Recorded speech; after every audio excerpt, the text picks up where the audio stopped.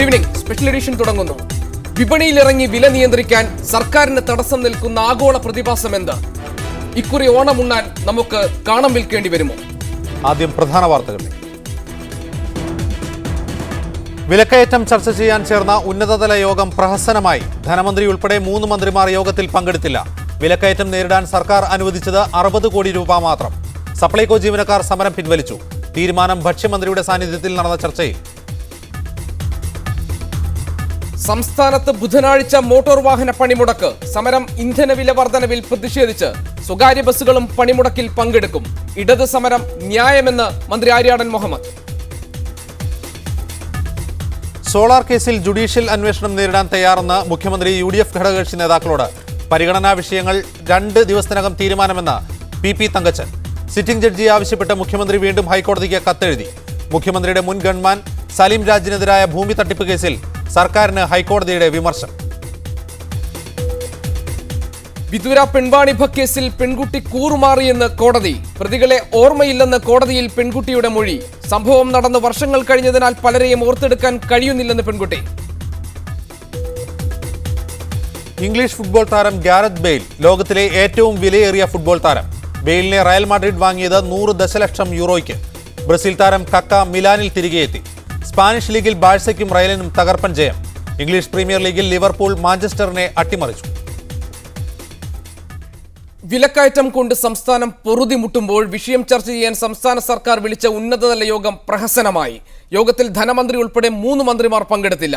60 കോടി രൂപ അനുവദിച്ചത് മാത്രമാണ് യോഗത്തിലെ തീരുമാനം. വിലക്കയറ്റം അതിരൂക്ഷമായിട്ടും വിപണിയിലേക്ക് സർക്കാർ അനുവദിച്ചത് 75 കോടി രൂപ മാത്രമാണെന്ന പരാതിയുണ്ടായിരുന്നു.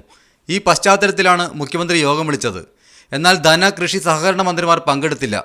വിപണിയിൽ നേരിട്ടിടപെടുന്ന സപ്ലൈകോ, കൺസ്യൂമർ ഫെഡ്, ഫോർട്ടികോപ്പ് എന്നിവയ്ക്ക് അധിക ഫണ്ടായി 60 കോടി രൂപ അനുവദിക്കാനും മുമ്പ് അനുവദിച്ച ഫണ്ട് ഉടൻ ലഭ്യമാക്കാനും മുഖ്യമന്ത്രി നിർദ്ദേശിച്ചു. ഈ ഓണക്കാലത്ത് മൊത്തം 135 കോടി രൂപ അനുവദിച്ചുവെന്ന് യോഗത്തിന് ശേഷം മന്ത്രി അനൂപ് ജേക്കബ് പറഞ്ഞു. സിവിൽ സപ്ലൈസ് കോർപ്പറേഷൻ 85 കോടി. സിവിൽ സപ്ലൈസ് കോർപ്പറേഷൻ 85 കോടിയാണ്. ഹോർട്ടികോപ്പിന് 20 കോടി. കൺസ്യൂമർ ഫെഡിന് 30 കോടി. ഇതിന്ന് അവർക്ക് കിട്ടിയതും അവർക്ക് ലഭ്യമാക്കാനും ഉദ്ദേശിക്കുന്ന തുക ഇന്നത്തെ മീറ്റിംഗിൻ്റെ അടിസ്ഥാനത്തിൽ. ജില്ലാ ആസ്ഥാനങ്ങളിൽ പതിവ് പോലെ വിപണന മേളകൾ തുറക്കാനും 1250 ഓണം മിനി ഫെയറുകൾ ആരംഭിക്കാനും തീരുമാനിച്ചിട്ടുണ്ട്. ഇവയെല്ലാം കഴിഞ്ഞ വർഷത്തേക്കാൾ കൂടുതൽ ദിവസം പ്രവർത്തിക്കും. എല്ലാ വിദ്യാർത്ഥികൾക്കും 5 കിലോ അരി, ആദിവാസി കിറ്റിൽ 15 കിലോ അരി നൽകാനും ഓണക്കിറ്റിന് 22 കോടി രൂപ 60 ലക്ഷം രൂപ മുഖ്യമന്ത്രിയുടെ ഫണ്ടിൽ നിന്ന് അനുവദിക്കാനും തീരുമാനിച്ചിട്ടുണ്ട്. വിലക്കയറ്റം പിടിച്ചു നിർത്താൻ ആഴ്ചകൾക്ക് മുമ്പ് 200 കോടി രൂപയെങ്കിലും വിപണിയിൽ ലഭ്യമാക്കണമെന്ന ആവശ്യം പ്രതിപക്ഷമടക്കമുള്ളവർ ഉന്നയിച്ചിരുന്നു. എന്നാൽ 135 കോടിയിൽ ഒതുക്കുകയാണ് സർക്കാർ. മീഡിയ 1 തിരുവനന്തപുരം. വില ഇങ്ങനെ കയറിയാൽ നമ്മൾ എങ്ങനെ ജീവിക്കും? സർക്കാരും പ്രതിപക്ഷവും മറുപടി പറയണം. എളമരം കരീം CPM സംസ്ഥാന സെക്രട്ടേറിയറ്റ് അംഗം തിരുവനന്തപുരത്ത് നിന്ന് ചർച്ചയിൽ പങ്കെടുക്കും. മഹിളാ കോൺഗ്രസ് ദേശീയ ഉപാധ്യക്ഷ ബിന്ദു കൃഷ്ണ ഡൽഹിയിൽ നിന്ന്, സാമൂഹ്യ നിരീക്ഷകൻ CR നീലകണ്ഠൻ കൊച്ചിയിൽ നിന്ന്, വ്യാപാരി വ്യവസായി ഏകോപന സമിതി സംസ്ഥാന പ്രസിഡന്റ് T നസറുദ്ദീൻ കോഴിക്കോട് നിന്ന്, ഒപ്പം തന്നെ കോൺഗ്രസ് MLA VT ബലറാമിനെ ടെലിഫോൺ ലൈനിലും പ്രതീക്ഷിക്കുന്നു. ശ്രീ എളമരം കരീം, ഓരോ ഉത്സവ സീസണിലും ഓണമാകട്ടെ, ക്രിസ്മസ് ആകട്ടെ, റംസാൻ ആകട്ടെ, വിപണിയിൽ വില ഇങ്ങനെ കുതിച്ചു കയറുന്ന, നിങ്ങൾ ഭരിച്ചാലും കോൺഗ്രസ് ഭരിച്ചാലും ഇങ്ങനെ വില കയറുന്ന എന്ത് ആഗോള പ്രതിഭാസമാണുള്ളത്? ഈ വിലക്കയറ്റം ആഗോള പ്രതിഭാസമാണെന്ന് ധനകാര്യമന്ത്രി മാണിയുടെ പ്രസ്താവന ഇന്നലെ കേൾക്കാനിടയായി. യഥാർത്ഥത്തിൽ അടിസ്ഥാനരഹിതമായ ഒരു വാദഗതിയാണ് ബഹുമാന്യനായ ധനകാര്യമന്ത്രി മുന്നോട്ട് വയ്ക്കുന്നത്.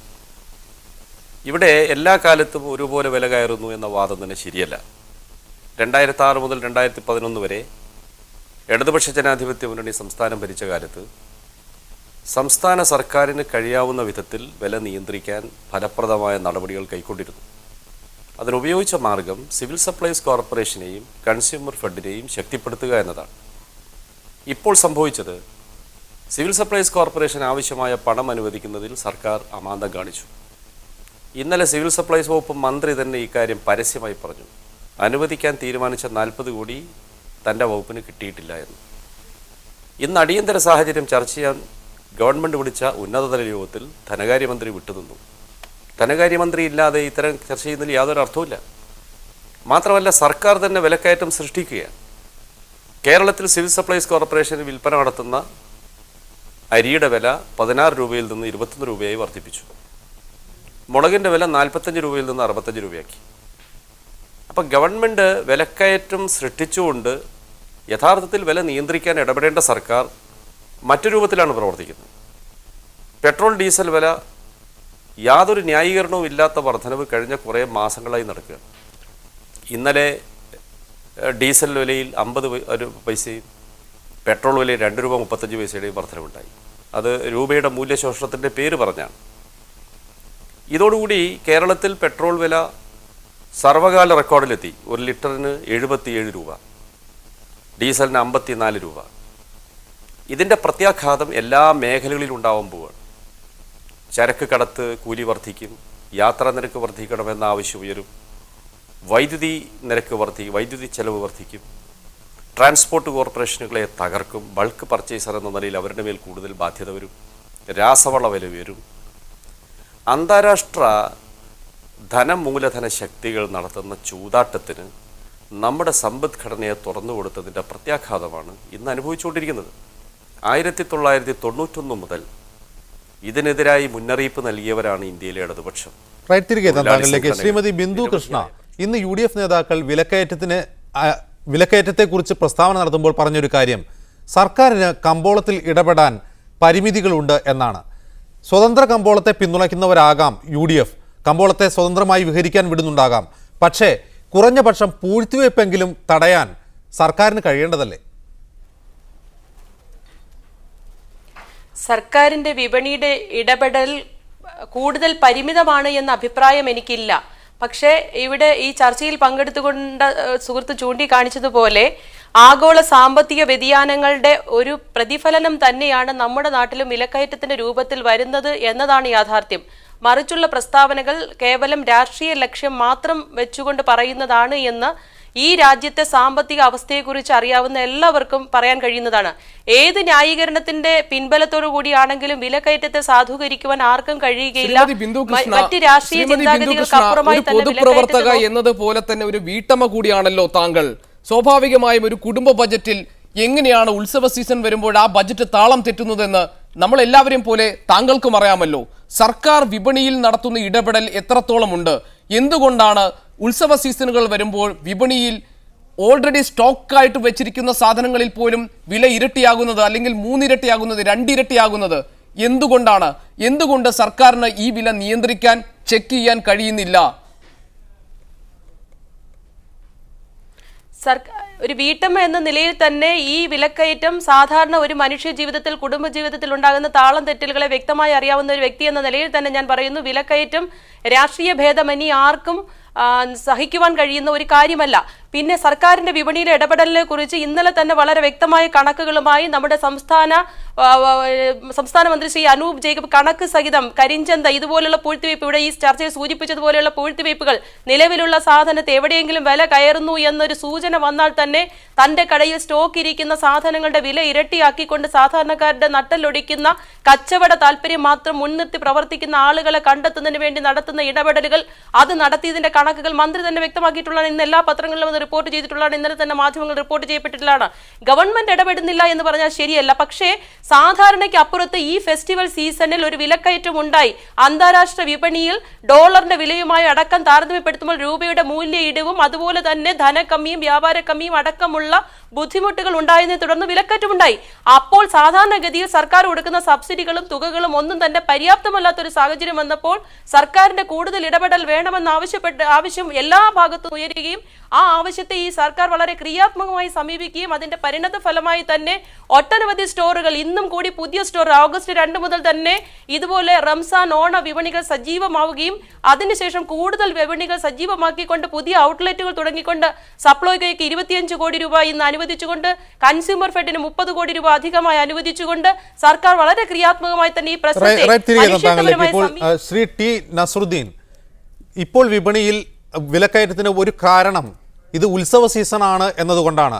ഉത്സവ സീസണിൽ പൂഴ്ത്തിവയ്പ് നടക്കുന്നില്ല എന്ന് താങ്കൾക്ക് പറയാൻ കഴിയുമോ?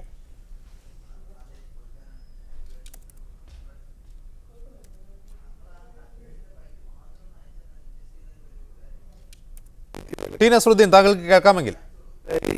ഒരു മീറ്റിംഗിൽ പങ്കെടുക്കുന്ന ആളാണ് ഞാൻ. പത്രമാധ്യമങ്ങളും ദൃശ്യമാധ്യമങ്ങളും തിരികെ വരാം. സാങ്കേതിക തകരാറുണ്ട്. CR നീലകണ്ഠനിലേക്ക്. CR നീലകണ്ഠൻ, ഇപ്പോൾ ഈ നടക്കുന്ന വിലക്കയറ്റത്തിന്റെ ഈ വർധന ഉത്സവ സീസൺ ആയതുകൊണ്ടല്ലേ? യഥാർത്ഥത്തിൽ അതിന് കാരണം പൂഴ്ത്തിവയ്പ് തന്നെയല്ലേ?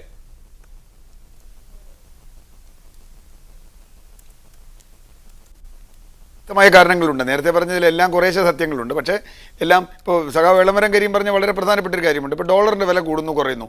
ഇതെന്തോ ഇന്ത്യക്ക് ഒരു നിയന്ത്രണവും ഇല്ലാത്തൊരു സംഗതിയാണ് എന്നുള്ള അർത്ഥത്തിലൊന്നും കാണേണ്ട കാര്യമില്ല. അത് യഥാർത്ഥത്തിൽ ഇന്ത്യയുടെ നയത്തിൻ്റെ ഭാഗമാണ്.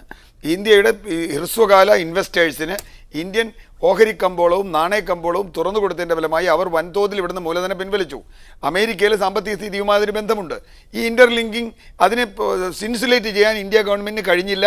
അതുകൊണ്ട് തന്നെ ഇന്ത്യയിൽ വലിയ പ്രശ്നമുണ്ടായി. ഇപ്പോൾ മറ്റ് രാജ്യങ്ങളിൽ ഉണ്ടാകുന്ന ഡോളറിൻ്റെ വിലക്കയറ്റത്തിനേക്കാൾ വ്യത്യാസമായി ഇന്ത്യയിൽ ഉണ്ടാകുന്നത് ഏറ്റവും കൂടുതൽ ദരിദ്രരുള്ള ഭക്ഷണം പോലും കിട്ടാത്ത രാജ്യമാണ് ഇന്ത്യ. അതാണ്.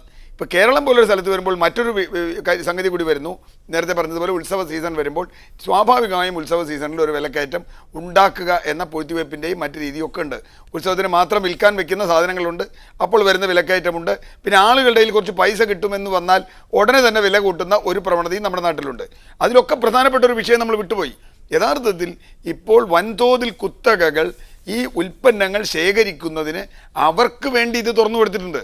ഇപ്പോൾ ഈ സൂപ്പർ മാർക്കറ്റുകൾ, സൂപ്പർ മാളുകൾ, ചെറിയ സൂപ്പർ മാർക്കറ്റല്ലേ പറയുന്നത്, സൂപ്പർ മാളുകൾ എന്ന് പറയുന്നത് അത് വിദേശ കുത്തക വന്നാലേ ഇവർക്ക് പലർക്കും വിരോധമുള്ളൂ. ഇപ്പോൾ ഇന്ത്യൻ കുത്തക വന്നാൽ കുഴപ്പമില്ല.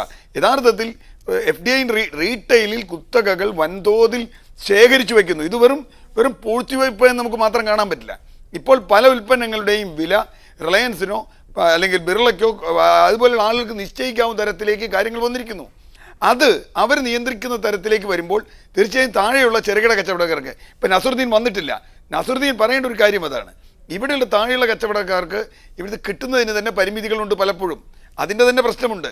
അപ്പം താങ്കൾ പറഞ്ഞതുപോലെ കുത്തകകൾ ഒന്നിച്ച് സ്റ്റോർ ചെയ്ത് വെക്കുകയും അത് ഉത്സവ സീസണുകളിൽ അമിത ലാഭത്തിന് ഉപയോഗിക്കുകയും ചെയ്യുന്നു എന്ന വസ്തുത ഉണ്ട്. അതിനോടൊപ്പം തന്നെ ഉത്സവ സീസണുകളിൽ പെട്ടെന്നുണ്ടാകുന്ന വിലക്കയറ്റം ഇത് വിപണിയിൽ ഇടപെട്ട് നിയന്ത്രിക്കാൻ സർക്കാർ, അത് UDF ആയാലും LDF ആയാലും തയ്യാറാകാത്തതിന് പിന്നിൽ വ്യാപാരി വ്യവസായികളെ പിണക്കുന്നതിനുള്ള മടിയല്ലേ? ഒരുപക്ഷെ അവരുടെ സമ്മർദ്ദത്തിന് സർക്കാർ വഴങ്ങുന്നു എന്ന ആക്ഷേപം കൂടുതൽ ശരിയല്ലേ? അല്ല, തീർച്ചയായിട്ടും. അതിൽ നേരത്തെ എളമരം കരീം പറഞ്ഞ പോലെ ഞാൻ അതിൽ വളരെ വ്യക്തമായും ചിലപ്പോൾ ഇടത് വലത് വ്യത്യാസം ചിലപ്പോൾ മിക്കപ്പോഴും കണ്ടിട്ടുണ്ട്. കാരണം കൂടുതൽ പൊതു വിപണിയിൽ ഇടപെടാൻ ഇടതുപക്ഷത്തിൻ്റെ കാലത്ത് ശ്രമിച്ചിട്ടുണ്ടെന്ന് സത്യം തന്നെയാണ്. ഇപ്പോൾ അത് കഴുകാര്യസ്ഥത കൊണ്ടാവാം, അഴിമതി കൊണ്ടാവാം. ഇപ്പം നേരത്തെ പറഞ്ഞ പോലെ ഇക്കാര്യത്തിൽ മന്ത്രി പോലും സ്ഥലത്ത് വരാതിരിക്കുന്നു, ധനമന്ത്രി പോലും ചർച്ചയിൽ പങ്കെടുക്കാതിരിക്കുന്നു എന്നാവാം. കഴിഞ്ഞ വർഷം 100 കോടിയാണ് നമ്മൾ ഇടപെട്ടതെങ്കിൽ ഇത്തവണ 200 കോടി ഇടപെട്ടാൽ പോലും കഴിയാത്തത്ര വലുതാണ് വിലക്കയറ്റം. അപ്പോൾ കൂടുതൽ ഇടപെടണം എന്നുള്ള സ്ഥലത്ത് അതിൻ്റെ കാര്യക്ഷമത, നേരത്തെ ബിന്ദുകൃഷ്ണ പറഞ്ഞതുപോലെ സ്റ്റോറുകളുടെ എണ്ണം തുടങ്ങിയോ എന്നുള്ളതല്ല, എന്താണ് സാധാരണ മനുഷ്യർക്ക് ഉൽപ്പന്നം കിട്ടുമ്പോഴുള്ള വില, എന്താണ് അരിയുടെ വില, എന്താണ് മുളകിൻ്റെ വില, എന്താണ് ഉള്ളിയുടെ വില, എന്താണ് ഉരുളക്കിഴങ്ങിൻ്റെ വില അല്ലെങ്കിൽ കായയുടെ വില, ഇതാണ് ഈ പ്രശ്നം. അല്ല നിങ്ങൾ എത്ര സ്റ്റോർ തുടങ്ങിയില്ല എന്നല്ല, അത് സാധാരണ മനുഷ്യർക്ക് അവർക്ക് കിട്ടുന്ന സാധ്യമാകുന്ന താങ്ങാവുന്ന വിലയ്ക്ക് ഈ ഉൽപ്പന്നങ്ങൾ ലഭ്യമാകുന്നുണ്ടോ എന്ന പ്രധാന ചോദ്യമുണ്ട്. ഉൽപ്പന്നങ്ങൾ ഇല്ലാത്തതല്ല പ്രശ്നം, അവിടെയാണ് പ്രശ്നം. ഉൽപ്പന്നങ്ങൾ ഇല്ലാത്തതല്ല, ഉള്ള ഉൽപ്പന്നങ്ങൾ വളരെ ഉയർന്ന വില നിശ്ചയിക്കപ്പെടുന്നു എന്നുള്ളതാണ്. അപ്പോൾ അതെന്തുകൊണ്ടാണ്? ഏതെങ്കിലും ഇപ്പോൾ ഉള്ളി മഴക്കാലം കൊണ്ട് തകർന്നു പോയി എന്നൊക്കെ ചിലർ പറഞ്ഞു, എനിക്കറിയില്ല, ആവാം. പക്ഷേ എല്ലാ ഉൽപ്പന്നങ്ങളും അങ്ങനെ മഴ കൊണ്ട് തകർന്നു പോയതല്ലല്ലോ. അപ്പോൾ തീർച്ചയായും ഉൽപ്പന്നങ്ങൾ എവിടെയോ ഇത് ചെയ്യുന്നുണ്ട്. സർക്കാർ ഇടപെടാതിരിക്കുന്നതിന് കാരണം ഒന്ന് അവരുടെ